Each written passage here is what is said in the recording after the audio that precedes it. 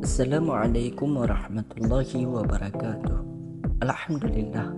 Alhamdulillahi rabbil alamin. Wabihi nasta'inu ala umuri dunya waddin wa ala alihi wa sahbihi ajma'in. Sahabat cerita Islami Channel One Ikhwatul Iman yang dimuliakan Allah Subhanahu wa taala. Cahaya Islam terus bersinar menerangi seantero tanah Arab. Dengan sukarela, setiap insan yang mendengar seruan kalimat tauhid berbondong-bondong menyambutnya. Wajah-wajah kusut yang semula berselimut kabut kemusyrikan menjadi cerah disinari pancaran cahaya ilahi. Farwah bin Umar al-Juzami, kepala daerah Ma'an dan sekitarnya yang diangkat Kaisar Romawi, segera memeluk agama Islam.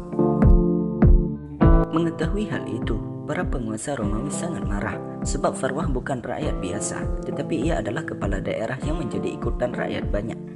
Mereka segera menangkap Farwah dan menjebloskannya ke penjara. Selanjutnya, ia dibunuh dan kepalanya dipancung, lalu diletakkan di sebuah mata air bernama Al-Fa' di Palestina. Mayatnya disalib untuk menakut-nakuti para penduduk agar tidak mengikuti jejaknya. Mengetahui kejadian tersebut, Rasulullah SAW segera menyiapkan pasukan.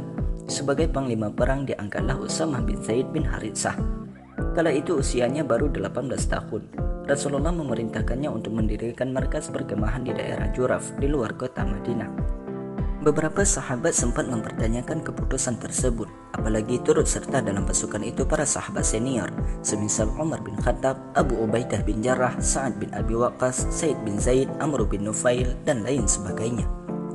Mendengar desas-desus yang seolah menyepelekan kemampuan Usamah itu, Umar bin Khattab segera menemui Rasulullah. Beliau sangat marah, lalu bergegas mengambil sorbannya dan keluar menemui para sahabat yang tengah berkumpul di Masjid Nabawi. Setelah memuji Allah dan mengucap syukur, Umar bin Khattab berkata, "Wahai sekalian manusia, aku mendengar pembicaraan mengenai pengangkatan Usamah. Demi Allah, seandainya kalian menyaksikan kepemimpinannya, berarti kalian menyaksikan juga kepemimpinan ayahnya, Zaid bin Haritsah. Demi Allah, Zaid sangat pantas memegang pimpinan, begitu juga dengan putranya Usamah. Kalau ayahnya sangat aku kasihi, maka putranya pun demikian. Mereka adalah orang yang baik. Hendaklah kalian memandang baik mereka berdua. Mereka juga adalah sebaik-baik manusia di antara kalian." Setelah itu, beliau turun dari mimbar dan masuk ke rumahnya. Kaum muslimin pun berdatangan hendak berangkat bersama pasukan Usamah. Mereka menemui Rasulullah yang saat itu dalam keadaan sakit. Di antara mereka terdapat Ummu Aiman, ibu Usamah. "Wahai Rasulullah, bukankah lebih baik jika engkau biarkan Usamah menunggu sebentar di perkemahannya sampai engkau merasa sehat? Jika dipaksa berangkat sekarang, tentu dia tidak akan merasa tenang dalam perjalanannya," kata Ummu Aiman. Namun Rasulullah SAW menjawab, "Biarkan Usamah berangkat sekarang juga." Usamah bin Zaid, putra Zaid bin Haritsah, penampilan luarnya begitu sederhana, tapi ia orang kesayangan dari putra orang kesayangan, seorang pemuda cerdas dan rendah hati.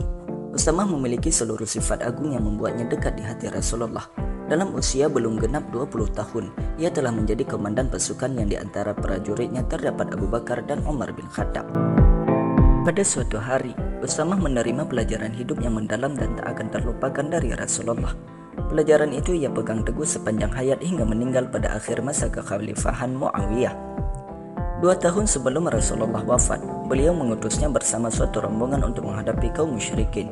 Ini adalah kali pertama bagi Usamah menjadi seorang pemimpin pasukan. Kala itu, ia meraih kemenangan gemilang. Usamah kemudian menghadap kepada Nabi dengan wajah berseri. Beliau memintanya untuk bercerita. Usamah pun mengisahkan jalannya pertempuran.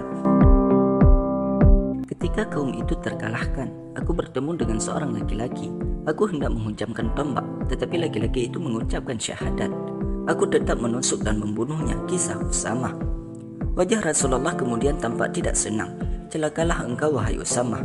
Bagaimana nasibmu kelak dengan ucapan la ilaha illallah?" Demikian kata Rasul berulang kali, hingga Usamah serasa ingin membuang semua amal yang pernah ia lakukan.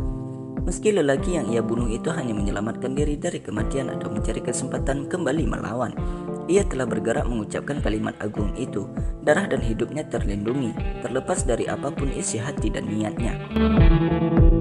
Ini pelajaran yang sangat dalam bagi Usamah. Sejak saat itu, ia berjanji tak akan pernah lagi membunuh orang yang telah mengucapkan syahadat. Sikap itu ia pegang ketika terjadi fitnah besar antara Ali dan Muawiyah. Usamah berusaha bersikap netral dan berdiam diri di rumah selama pertikaian. Wallahu a'lam bishawab wa ilaihil marja' wal ma'ab.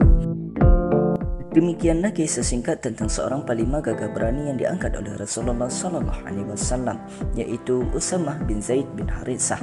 Mudah-mudahan kisah ini bisa menjadi manfaat dan motivasi bagi kita semua, dan atas segala kesalahan dalam penyampaian kami mengucapkan mohon maaf.